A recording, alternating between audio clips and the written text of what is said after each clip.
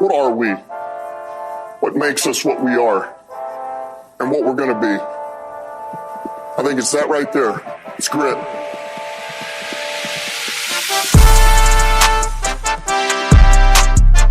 It's grit.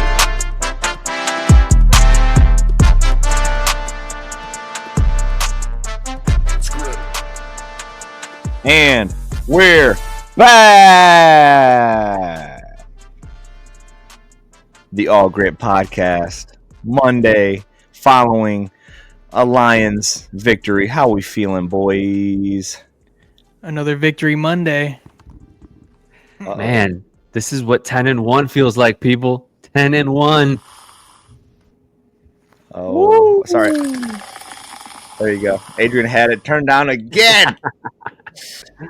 We're getting used to this victory Mondays, boys. How many weeks is that? Is that 10 in a row? 8 in a row. Or 9? 9. You're right, 9. One, and then straight up, 9. Yeah, straight up 9. So, Longest streak in the league. There's all kinds of streaks that we're in right now. You know, That's crazy. Scrolling through Instagram and everything, like, oh, Lions are get this stat. Lions are the only team in the history of the NFL to score 24 consecutive rushing touchdowns in a game. Yeah. Saw that. Did I say that right? 24 Yeah. games with a consecutive rushing touchdown. Yeah. In the history. So just setting stuff left and right. But anyway, my name is Caleb. I'm the humble host. I'm joined alongside Adrian, the soundboard machine, the guy that doesn't let anything get in between him and popping the champagne, if you know what I'm saying. We got plaques. He's got stats. He's got breaking news. He's got everything when you need it. He's on the weather. Oh, I feel like we got a little bit of a newscast here. And you might be seeing that we're missing one man down. Oh, Yes. man. This man could not make it to the show tonight. So rest in peace, Mr. Clay Boley. Because, I don't know, he's working out of town, always. Making that money, right? That's right. All right, boys. Let's get into it. As you know, I was in Indy over the weekend. Bro, I saw the pictures, the videos you shared. If you guys follow us on Instagram, you might have seen Caleb's adventures, Caleb and Chas. Ooh. Bro, tell us. People want to know, how was Indy? How was the vibes? Top What was it tier like? exclusive content. I could have had more. Okay, so I reached Please out to explain. some friends. Reached out to some friends down in Indiana. They live like 10 minutes south of Indy, and like literally Lucas Oil. So they're still in Indy, but they made plans for us to go out to Harry and Izzy's, which is like one of the best steak restaurants. It's right next to St. Elmo's, which is the most popular place, right? So they're owned by the same owner, so it's kind of like their little sister store. A little bit cheaper stuff.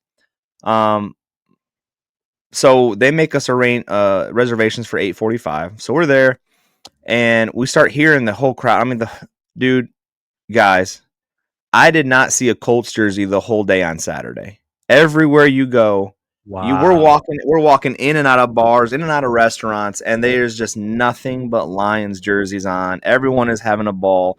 We walk into the restaurant on Saturday night, and we're walking past the table, and I got like super good facial recognition skills. So I look at this table, and I'm like, well, there's Danny Rogers. Well, there's Jennifer Hammond. So I'm starting to talk to those guys, and I'm talking about the All Gritt Podcast, boys. I'm repping the pod. I got the hat on. I'm telling them to follow Jennifer Hammond, sitting there saying, I think I've heard of that podcast before. Not only did I have the All Gritt on, but do you know what shirt I had on, boys? Tell me.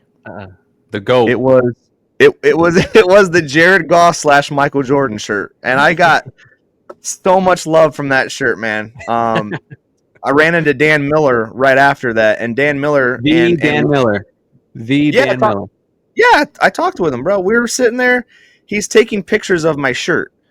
Him and Wojo are both like, oh, we love that shirt. So they're getting out their phones. They're taking pictures of me. And then last but not least, TJ Lang. TJ Lang, yes. TJ Lang is sitting there. And let me tell you something. You know, I'm 6 foot. He towered over me, but he's a big boy. You know, I grabbed a hold of his arm because I was kind of playing with him a little bit, kind of giving him some trash for dissing me at one of the games that we were at. Long story short, we were in Chicago and we were on the field, and TJ sees me because I'm hollering at him, and he looks at me and he goes, 1 minute, I'll be right there, 1 minute. I'm like, all right, cool. And he never came back. And so I decided that right now I was gonna give him that back. Yeah. So he's like apologizing to me. He's like, I'm so sorry, man. I'm so sorry. So come over, get a picture. He gets a picture with Chas. So that was everybody at that table. And this was at St. Elmo's or Izzy and Sarah's? Izzy and Harry and Izzy's. Yeah. Harry and Izzy's. Okay. Which is just basically. Yeah. But so what I heard was at St. Elmo's, that's where all the players were, and they rented out rooms. So like they rented out rooms. Yeah, so that place is specifically like big time where they will rent out a whole room. Like that's where the Peyton Manning room is. He would go there every game, after every game, and have a steak and watch game film. Yeah. So, like legit, that was his room. It's called the Peyton Manning room. So you can rent that room out. You can rent other rooms out. It is sick. So they were right next to us. Never ran into them. But as we're leaving to leave, so we were talking maybe 10 o'clock at night, and I see this white-haired guy just kind of like beelining right past the two restaurants, and I'm like, guys, that looks just like Rod Wood. I swear that's Rod Wood. So I ran up alongside of him, and sure enough, it's him. So I pull out my phone, and I do what every host of the True Grit, not the True Grit, the All Grit, sorry, I keep forgetting that, podcast would do. And I went up there, and I forged it. I broke some news. Let's go. I said, Rod Wood, I am the host, the humble host of the All Gritt Podcast. I need to get this interview. I mean, I'm hugging this millionaire. You're almost kidnapping him. Like, you can't leave until you...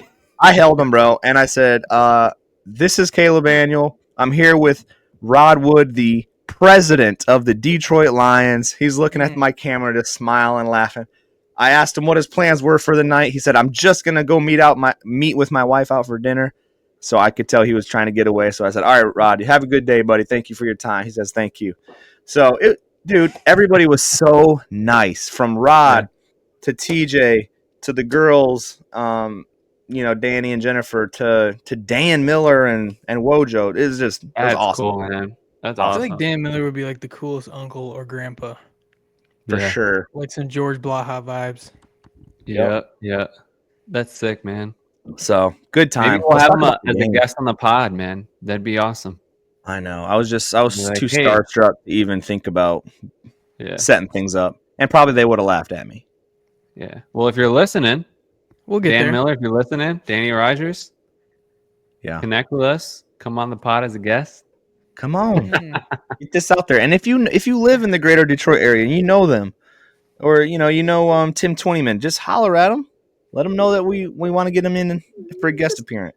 Yeah, people want to hear him. 15, 20 minutes. We can chat it up. That's it. Chop it up. But let's talk a little bit about the game itself. All right. But before we get to the game, we should probably get to our sponsor. Yeah, let's play it. Today's episode is sponsored by Dan Diamond Equipment, a used fork truck dealing company located in Hastings, Michigan. They sell and rent fork trucks and die handlers. With over 30 years of experience, don't hesitate to call Dan Diamond Equipment for all of your fork truck needs. Reach out to Dan at 269-948-3377. Again, the number for Dan Diamond Equipment, 269-948-3377. All right. So what I wanted to kind of kick off is just a little more of a Colts inside look, and I put that down in our notes. So what I'm referring to is, all right, so we get down there Sunday morning. Me and my wife are down there at 8 a.m. Like, we're trying to tailgate. We're trying to have the experience. We're driving around to these lots. These lots are empty, bro. Empty at 8 a.m. I thought, okay, well, maybe, I don't know.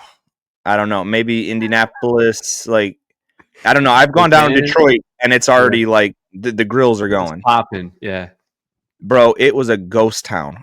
All I saw was a little lion tent here and a little lion tent there. What? And I'm like, what in the world?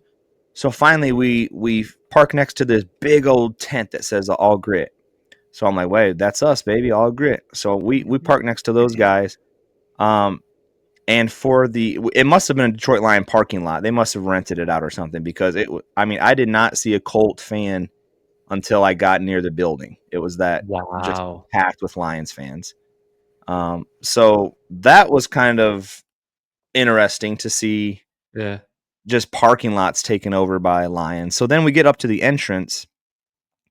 And it is true. Like Honolulu blue, Colts blue, unless you got great eyes, it kind of look alike, right? Yeah. But when you're in line, you can clearly see the lighter of the two blues, like predominant. And as soon as we get into the building, we're in Lucas Oil, and it's unlike Ford Field where when you get in, Ford Field kind of like, it's very open, and then it goes up to the elevators and stuff. Yep. Like Lucas Oil, you walk in 5 feet, and there's like escalators going up right there. Like it's totally cramped. And I thought that was weird. But anyway, so there's a bottleneck right there. And of course, where there's a bottleneck, there's thousands of Lions fans just standing. So what do you think is being shouted from the rooftop as soon as we get in there? Jared Goff. Jared Goff. Dude, I got videos. I don't even know if I sent you those ones. We're just literally standing in, and you walk around, you look, and you just see Colts fans with their heads down. They know what's coming. Overtaking their stadium at the entrance at noon. Yeah. Yeah. Stupid. So then we're in the stadium, and we had nosebleeds, right? So, but apparently didn't matter because the nosebleeds were full of Lions fans. Absolutely. I mean, I had one Colt guy behind me, and that's about the only Colt person that I saw in my whole section. Like it was stupid. And then as the game's going, since we were in the nosebleeds, I'm looking for seats, that might be a little closer. Well, after halftime, there's plenty of open seats. In fact, near the end of the game, when it was kind of leaving, Colts fans were just leaving. They're gone. Yeah. So we ended up, as you saw, being in front row on the end zone, right on the floor. And we got to celebrate with the crew down there with a 24-6 victory. So all in all, great weekend in the city. The city is absolutely phenomenal. If you guys, any of our listeners, get a chance to go down, Harry and Izzy's excellent steakhouse. You got St. Elmo's right there, and the whole city is a buzz with like restaurants and bars. Like great atmosphere. Shout out to Indianapolis, one of my favorite Midwest cities for sure. Yeah. Yeah, Indy brings the heat. And Plax, what did I tell you? I said, if you can remember on last episode, I said, what happens when the Lions wear all whites? Do you remember your response? We go crazy. That's what we do. Undefeated in the whites this year. It might even be undefeated, man. So that's all I got. You guys take the rest of the pod. I've talked enough. What you want to talk about? Well, let's talk the game. What we saw as fans from home. We're just chilling at home, watching TV. Let's start out with the defense. Plex, what'd you see in the defense this game?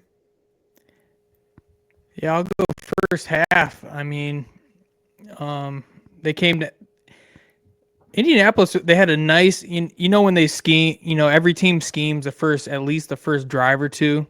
Yep. On offense, and I really love what they did. They played to their strength. Anthony Richardson was running all over the place. They were getting chunk yards one after another. They made it down deep, I think 10, 15-yard line. And then classic Lions facet, bend don't break. They forced the field goal.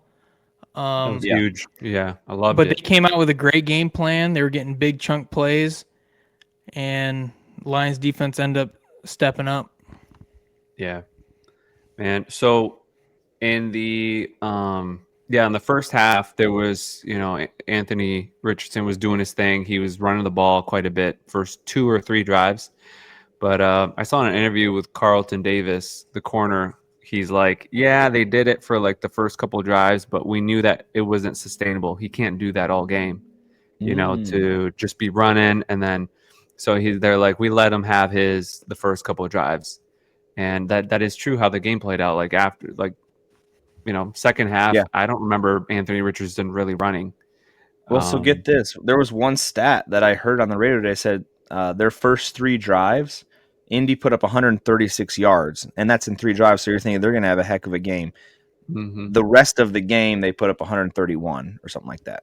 So it's like they got half of their yardage and half of their yards for the game in those first 3 drives. Yeah. The one thing that stood out to me too was time of possession. First half, Indianapolis was killing it. It was like a 15 minutes to 4. They had a lot of long drives. But we had the two rushing touchdowns, one from Gibbs, one from Montgomery to have that small lead at the half. Yep. But they really came out. They did their thing. I think that's something we talked about last week, that we expected the Colts to play strong, play good defense. Yep. Jack Fox, punt god, was going crazy. Helped us out with the did great field possession. Mm-hmm. And we did enough to have a nice little lead at the half. Yeah. Yeah, I know. Go ahead, Caleb. Yeah, just you mentioned Jack Fox. It is something crazy to be there and to see the whole field when he's kicking, because when you're up there and you're watching him stand on his own 10, right? And he kicks the ball from his own 10, and the guy is fair catching the ball at his own, I believe it was 10 or 15. And to see the amount of space that guy covered with his leg, when you talk about flipping the field, it is exactly that. I mean, it is such a weapon to have that guy, because your defense, they got 80 yards, 90 yards to defend instead of, a crappy kick, and now you only got 50 yards to defend. Yeah. So nuts. Yeah, exactly. Yeah. I know for you, Caleb, being there in person, you can't notice certain things, but for those of us watching on TV, we got the sad news couple hours before the game that Terrion Arnold was out due to, I believe, a groin injury, and still questionable for this week on Thursday. But it stood out like a sore thumb, man. Him missing out, because Vildor, our good old friend Vildor. The audio. The audio. Man. We actually got a picture sent in from one of our little friends. I'm not sure if I can pull it up still or not. Let's see. So we definitely remember him from the NFC Championship game with San Fran. But I mean, it's not like he was terrible. Like, he wasn't getting cooked, but they were targeting him. Like, they were looking for him, and he wasn't cooked, but he was toast. I don't know if that makes sense. I would respectfully disagree, especially in the first half. This dude was getting freaking cooked. But like, shout out to the Colts. They knew who the backup was. Yeah. Vildor was in. Please take a look at YouTube at this video. That right there is what was just sent in as an early present there, and he's not happy with it. Dorsey, he was okay too, not great. But I mean, they knew what to do. And like Richardson, to his credit, I can't believe I just seen this. He was 11 for 28. It does not seem, to me, it did not seem like that. And they had him, and they did everything they could to get one-on-one with Vildor. And he was in on some plays, but boy, was he not in on some plays, man. Well, I think Anthony Richardson played a good game, but their receivers had so many drops, bro. They had that drop in the end zone they could have scored. Some of those long throws to Alec Pierce that he caught, and then as like an offensive lineman had a holding, so they call it back. It was a bunch of that ticky-tacky stuff where at the same time you see an undisciplined team like that young core in Indianapolis, and you compare it to just professional men with the Detroit Lions that were just their business, bro. Business. That was one thing I really noticed for the Colts. I mean, they were in position on so many plays. Yeah. so many deep balls that were like fingertips, or they would get a huge third down and there'd be a penalty. I mean, the Colts were really there, and they could have really made a strong case to win that game, but it was a matter of execution, and they were just not executing. But they had I mean, they were there on a lot of plays. They have a solid team. They just weren't. They weren't finishing. Yeah, they can leverage some of the core guys. They'll have a good team if they draft good. Like, they've got some really good pieces, but like you were saying, it was just execution, undisciplined at times. So many penalties that they got. Yeah, D-line was pretty nasty. They got a lot of pressure on Goff, even before Decker went out for a few series. Yeah. Yeah, they showed out. They played pretty well. Any other comments, Caleb, before we move to the Lions offense?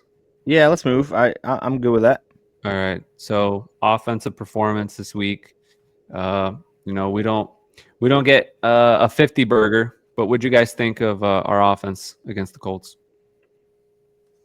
We'll start with Plax. Yeah, I mean, it was still pretty efficient. We had a lot more punts than we're used to. Even on a lot of the stalled drives, we still moved the ball really well, and then we would kind of just stall out. Yeah. But it's a credit. I mean, Colts D-line played really well. They had a couple strip fumbles that we were able to be fortunate enough to recover. Mm-hmm. But I mean, still having a nice civilian at quarterback with a nice 26 for 36, no touchdowns. Still didn't throw any picks. Yeah. But it was a little bit vanilla, but it was still pretty good execution. I mean, this was Gibbs' game. Montgomery had he had the nice touchdown early. Yep. On a really, really strong run, stretching it out over the goal line. Mm-hmm. But Gibbs, man, 21 carries, 90 tough yards, couple tutties. Yep. And Tim Patrick was a dog, bro. My boy Timmy, bro. Really like Timmy. We're not gonna get into my my bold take with Zylstra because I don't think he even caught a pass. Did he even play, bro? I don't know if he was on the field. But I didn't know Laporta was going to play, and that was a little different too. They were talking about that on the national broadcast. Yeah, Goff and Laporta were just a little off, man. He had 2 or 3 really big plays down the field that were fingertips. That was all Goff. That was all Goff. So because Laporta was sitting right in that zone, right where he should have been, and that ball was finding just in the open high. spot, big time. But hopefully we'll get that tightened up this week. Yeah. I did miss. Isn't it amazing? I was looking at these stats. So if I told you, this is my favorite quote of the pod, if I told you that J-Mo was going to get 64 yards and be our leading receiver for the day, you would have thought we got spanked. 64 yards leading receiver? Yeah. But look how he spread it out. 64, downs, 62, Tim Patrick 55. Okay, who was... Okay, so let's take the bold take that Plax had, and let's just switch out Zylstra for Tim Patrick, and you'd still be wrong. But anyways, it was pretty close. Pretty close. Yeah, pretty close. Yeah, we were laughing before the pod because we think about all our bold takes we had this last episode. Trash. The closest person on their bold take. Oh, we're gonna get to it, bro. All right, we'll get to it. We'll get to it. I got a whole segment of that. No, but I think in this game the offense just grinded it out. They did what they could. I mean, the Colts had a good defensive game plan for us, and those guys were ready for us. You know, we still got 24 on them, and we did our thing. Monty had me worried, bro. He was on the sideline with a shoulder injury. Then he went back into the locker room, and it's like him and then Khalif Raymond, Taylor Decker. I'm just like ready to throw up, bro. I hate games like that where we just have guys just one after the other. I know Monty's gonna be okay. It was I don't know, some shoulder pain he had from a tackle, but I'm not sure about Decker, and Khalif sounds like it might be a little more long term. So Khalif looked really rough. He could not put any pressure on that ankle. Yeah. So from what I've been reading so far, and it's early, it's only Monday. Montgomery, Decker, and we don't know about Carlton Davis yet, but those two should be good to go for Thursday. Yeah, I think Leaf is going to be out for, let's just say, a couple weeks. It would be great to have him back for the Packers, but yeah, there's just no info on it. They're being tight-lipped on it. But yeah, was that all the injuries? Was it Davis? Oh no, it was Montgomery. Oh yeah, Carlton Davis too. He wasn't feeling well. Montgomery, So Davis. you miss a lot. You miss a lot when you're sitting up in the nosebleeds, because I'm talking to you guys and reading stuff, but it all went down the hill when I saw number 29 for the Detroit line. Is that Vildor? Yeah, dude, it was Vildor. And it's immediate when you start seeing the receivers just catching balls, and I'm like, who is letting up all the? Oh my gosh, that's Vildor out there. yeah. I mean, I almost needed binoculars to see the number on this dude. I was way up there. It's an awesome overview of the whole field, but you can't get what you guys see, play out. He was in pretty good position on a couple of the deep balls. Yeah, but there was at least 5. Especially first half. This dude is nowhere close. And it really hurt my feelings.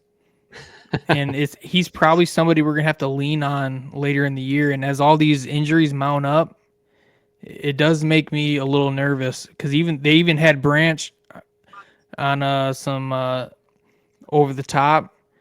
Mm-hmm. But that gap there in between the linebacker and the safety, I mean, Richardson, he was getting them in there. They had a lot of chances, so I think we got lucky on a lot of them. But hopefully the playing time will help Vildor, especially if he has to play Thursday night.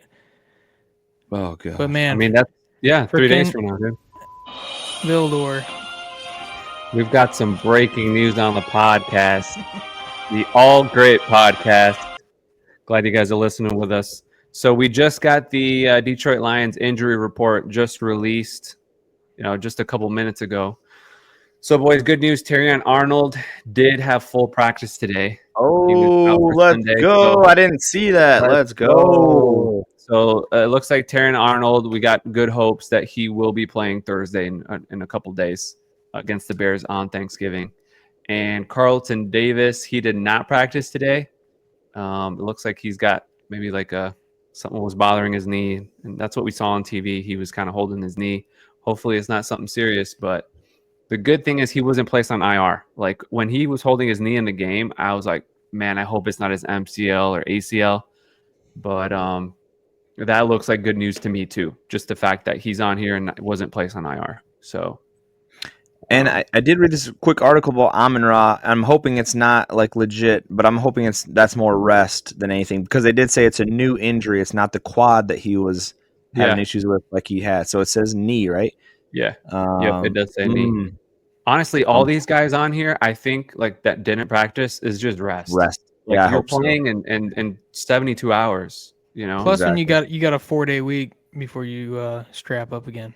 Mm-hmm. But did you see that Vildor did come out to practice today, and as soon as he came out,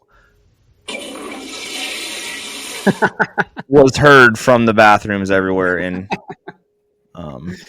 yeah. Well, maybe we'll end up seeing him on Thursday. So hopefully that we don't see him. So no. Calm down. Hey, one thing I did see today was that the Darius Smith with the highest rated defensive end in the league this week, 88%. Wow. I don't know what 88% means. He had a lot of pressures. Yeah. He had a few tackles. So he's definitely settling in nice. Yeah. I mean, that's what I noticed too. I feel like there were more pressures this game. And I wanted to ask you guys, I don't know if it was just me, but did you feel like the defensive line had more pressures on this week or what? Yes. Is that as the Darius effect, or what do you guys think? Dude, McNeil was tearing it up too. McNeil. So they had Indy had that rookie guard or tackle. Yeah. McNeil was tearing his tail up. He was up the middle all freaking day, bro. So, I mean, I hate to see that our best pass rush is in the middle, but that's a good problem, Za'Darius though. coming off the edge, Rodriguez blitzing crazy. He had a couple nice. He had one big tackle similar to last week that Caleb mentioned. Mm-hmm. Man, this freaking bend don't break, man, and I cannot believe we can keep sustaining these injuries and the defense is playing like this. Yeah. Amen. That's what I thought too. I mean, you got Jack Campbell and Rodrigo playing crazy at the linebacker position right now because it's almost like they're. I was watching who was the other two, Neiman and whoever are Nowoski. Like they were going in and out like every other play. It seemed like, and you saw Malcolm. Yeah, you saw Malcolm and Campbell just holding steady. So it's like, I hate to say it, but those guys, they're going to get pressed to work for this whole rest of the half of the season. They have to. Man. Yeah, they have to. I know there was a play late in the second. I believe it was second quarter. It wasn't a pick. It was close. But the side angle, Jack Campbell, and then we've seen him down there at practice this summer. This dude is tall and he's long as heck. Pause. Mm-hmm. But he had a tip just at the very end to throw off a huge third down completion. And that dude, he was everywhere. What's his height? What's his height? Do you have it pulled up? Because I'm looking at Hutch, and so Hutch is what, 6'7", 6'6"? Yeah.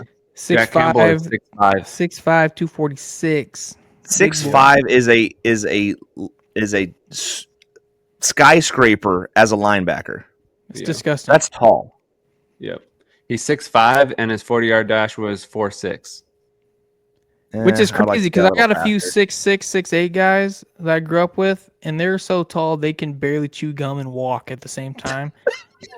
And this dude is an absolute beast. And he had I think it was second quarter when they were coming down, and he had a tip, and it caused just enough disruption. I think Branch or Kirby almost had the pick, but but he was there all day. And I think Campbell gave him one of the game balls. Yeah. All right, boys. There's 3 things I want to get to before we close this pod out because we're already at 32 minutes. Maybe we need to start making an hour pod. We'll see what the fans say. And all right, so real quick, if Leaf is gonna, let's just say he's out for the next 2 weeks, who's returning punts for you starting Thursday, Plax? Please, God, not Amon-Ra St. Brown. Yes, I do not want to see him on any more punt returns. And he's great at it. But can we get Dorsey or literally anybody else but St. Brown on kick return, please? Yeah. And it's not because of performance. If you're listening, it's because we don't want our best offensive receiver injured or hurt or some kind of freak accident returning a punt. Perfect. That's what I was hoping you boys would say, and I agree 100%. Yeah.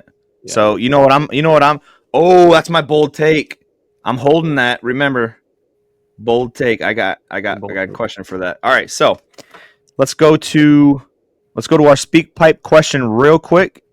Can we do that, Adrian? And then we'll answer this week's speak pipe is coming all the way from the dirty South again, putting you Michiganders to shame with this speak pipes. Let's go, Mr. AG. What up, Florida? What up, though? All Gritt fam. It's your boy AG back again after another Lions win. The Lions are 10-1 for the first time in 90 years. And what a time it is, fellas. But today I want to talk about our defensive coordinator, Aaron Glenn. 0 touchdowns given up in the past 10 quarters of football. Just an incredible feat in the National Football League. This is the coach that Dan Campbell stuck with and the coach that Dan Campbell promised us. But I truly believe that the writing is on the wall and we lose Aaron Glenn to a head coaching position next season. So my question for you all today is, what team hires this guy and who do we hire to replace him? Obviously, there's some good names in-house, but there's also some really good names on the open market, some defensive-minded coaches. As always, keep up the great work, boys. Peace. Thanks, AG. Thank you, Mr. AG. Thanks, bro. AG talking about AG. Exactly. So something I loved he said in that is this was the guy that Dan Campbell stuck with. And if you guys can go back a year or two, Yes. don't admit it right here. We all wanted him gone. I'm sorry. I wanted him Guilty. gone. They couldn't Yep, stop a I'm guilty. nosebleed. Yep. But they kept giving him time. They kept giving him time to get his players in there. Yeah. He had think of who we first had when these guys are taking over. Yeah. We had guys that aren't even in the league right now, man. Yep. Yeah, Price? Yep. Bobby Price. We had all these random people on the team. And But this yeah, is I something we handed it to talked Dan about. Campbell. Like he knew who he had in Aaron Glenn, and he stuck with him. So props. I mean, Dan Campbell's all about loyalty, and this is something we talked about. I think after the Packer game, that first year and a half, man. God, we suck, man. Especially the secondary, and that was something we talked about last week. If we could just be a middle of the road secondary, how monumental of a change that was. And yeah, I mean, Ben Johnson is the sexy name right now. I had a post. I commented on a post. I think it was Woodward Sports today, and all they're talking about is where they're going to go next year. But let's just sit back, chill, enjoy them while we got them. Enjoy the ride. But this is what we you are want. blessed, I mean, you got you got two coordinators who are going crazy, and they're going to get some good looks. We talked about him going to New Orleans. Yep. But Dan Campbell gave him some time, got some good draft picks, got some good personnel in, and you can see what you do. I mean, it's a player's game. You got some good players' game, and he's, especially with all the injuries we've had. I mean, the defense is just outstanding. Yeah.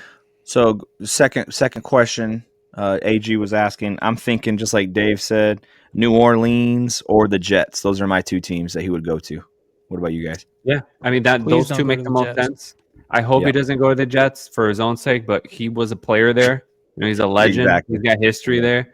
And then also history working for the New Orleans organization. So those two are my top two that make the most sense.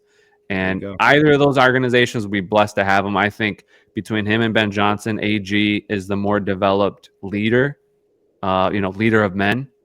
And I think Aaron Glenn would create a really good coaching tree. Now, Ben Johnson's got the brains. That's right. Now, the last point that AG brings up, let me see if you guys are with me on this. If our defensive coordinator leaves, he's gone. Who do you want as the new defensive coordinator moving forward? One name right now. Start with Adrian. If without doing research, just one name right now, I would go with Kelvin Shepard. The players love this guy, and he's already been a name thrown for a while. Coach Shep, well respected in that building. You pulled the name off of my paper. Absolutely. Linebackers coach that these guys love. And if you watched any part of highlights of HBO's Hard Knocks, you will see that dude is a dog as a coach. Mm-hmm. Just like AG. And he's been mentoring under him for years. Let's go. Former player. That was the same thing I was talking about with some of the guys at work this morning. Was Kelvin Shepard. They looked at me a little crazy, but I have not heard anything bad about Kelvin Shepard. No. And Coach Shep. And to me, the way this organization is built is a lot like an Alabama or a strong college program where you just build from within. We mentioned Saleh a couple weeks ago. That seems like a little bit of a stretch. He's probably going to be good in Green Bay, but Coach Shep, he seems like he might be the man. Obviously, we don't know. Yep. But it just seems like a develop from within type program we have with Detroit. All right, boys. Yep. We're gonna try to blitz through this real fast here. Last week we had some bold takes. Adrian put on the board 3 turnovers, 2 interceptions, and 1 fumble. Let's see, did that come to fruition? All right. Plaxico picks Shane Zylstra 5 receptions, 1 touchdown, 65 yards. I'll never do that again. Caleb, Jared Goff is going to throw one interception followed by immediately a touchdown. Clay Boley. Hey guys, J-Mo's going to get not only a receiving touchdown, he's going to get a rushing touchdown. And our guest, Mr. Justin, came the closest. I'm the worst one. He came the closest. He's still horribly wrong. But he came the closest with Brian Branch getting ejected. He was close, though. He was close. Very close. When I saw that play, I started laughing by myself. My wife didn't know I was laughing. I was thinking of Justin and his bold take. Sitting there in the audience going, oh my God, Justin's going to get the bold take of the week. All right, so real quick, we're still on bold takes. All right, so nobody gets a point. So this week's bold takes, real quick, we'll start with Adrian. What do you think is going to be on a short week, Chicago coming to town? Give us a bold take. All right, Caleb Williams will not be able to handle the spotlight, the big lights, and he's gonna throw 2 picks, 2 interceptions. Okay. All right. Plax, what you got? I like Za'Darius with 2 sacks on Thursday. Oh, He's fresh. He's ready. The rest of the team. I mean, Chicago's got to go through the same thing, but a 4-day turnaround, that's tough. I think that's what screwed us last year about Green Bay, gave them some false hope. You know, those guys are super delusional. But a Thursday game at noon, that's a quick turnaround. Chicago's offensive line, not the greatest. They're not bad, but I think Za'Darius gets home, especially with Caleb Williams running around crazy. I'll go 2, possibly 2+ sacks. All right. Okay. See, to me, boys, those could happen. Those could both happen, and that does not make it bold. And so your boy, the humble host of this here podcast, is going to go bold.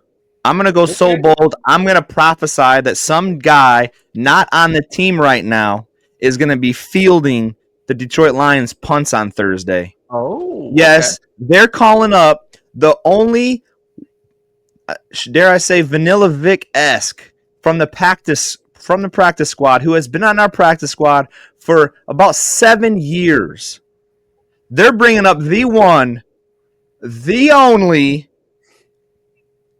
Tom Kennedy. Okay, I like it. Tom Kennedy's coming off the practice squad. He's coming off the practice squad, boy. Brown out there. I like it. Let's go. PK85, man. Doesn't he field him in preseason games?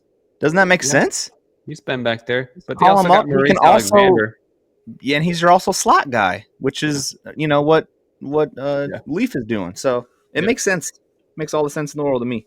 All right, real quick, game ball. Who fumbled it for you, Plax? Real quick, you can't tell us a story. Frickin' Vildor. I had my bleep button. I downloaded a bleep button app. I'm gonna get back to it. Mother Vildor.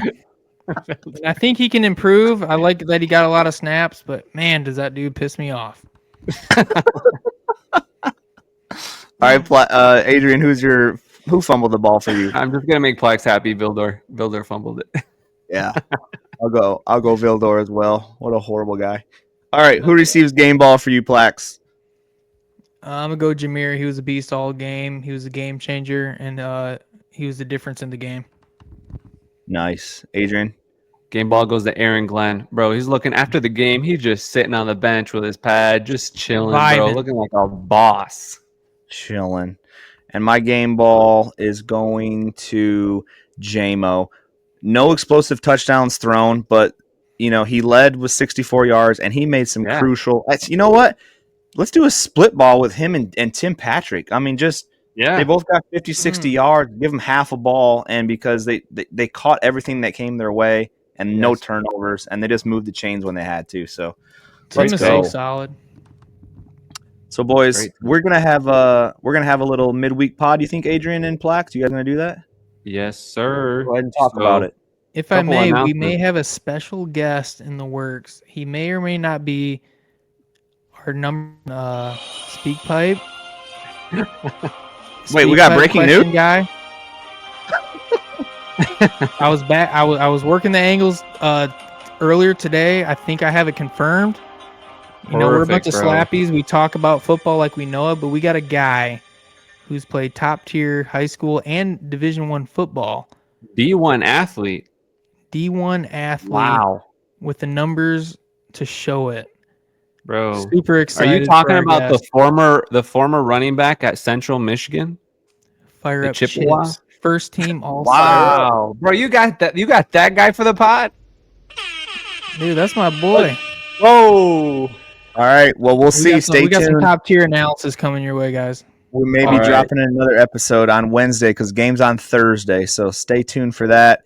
And one last word from our sponsor.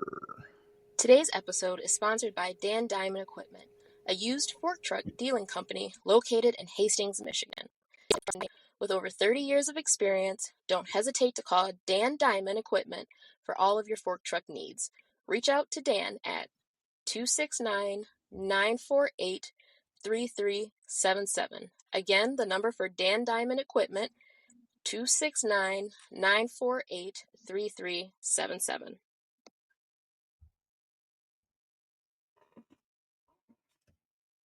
Hit us with it, Adrian. Man, awesome week, y'all. We got a quick turnaround. What makes us what we are? We got Thanksgiving, the Thanksgiving game on Thursday. That's always a fun one. No work. We don't got to go to work this week, fellas. Actually, I haven't worked in like 4 weeks, so if you got some annual painting, let me know. I'll come to work on Thursday. I don't care. Guy. We're straight in this Victory Monday for a Victory Friday. Let's get it. Yes, sir. 11-1. Let's go.